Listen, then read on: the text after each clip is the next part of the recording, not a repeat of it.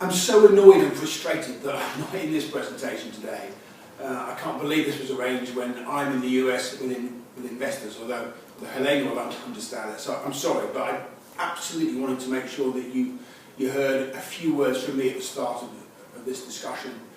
The concept of responsibility just sits at the heart of everything we do in National Grid. In fact, in some ways I don't like that word.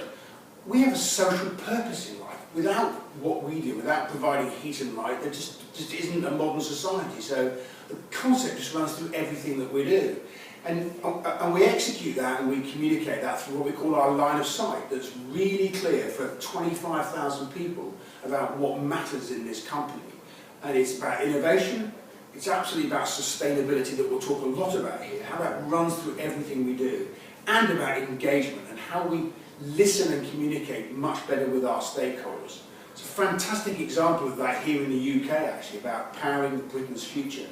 Or we get out into communities, try and understand what people are thinking about infrastructure, but also play back the importance of energy to our everyday lives. That's interacting with NGOs, with government, with communities across the UK. I'm really proud of that. It's not moving the ball perhaps to where it needs to be still, but it's a very different effort than the things we've done before. And what the line of sight also does is it just creates what I would phrase, I think, as a leadership mentality, making sure that every one of our leaders understands just how important these things are, so it integrates into the way we run our business every day. So on all the work we're doing on sustainability, how can we create a circular economy? How can we make sure we're not using up the world's resources and pushing that back down through our supply chain? That's beginning to work really well. Our suppliers are getting very excited and innovative about what they might be able to do to help us in that journey as well. And of course, I'm not, if I was there and even on the video, it's impossible for me to talk without talking about education. Not just my passion for education, our company's passion for education. The hundreds of people we've now got in schools, particularly focused on STEM, we would be, wouldn't we?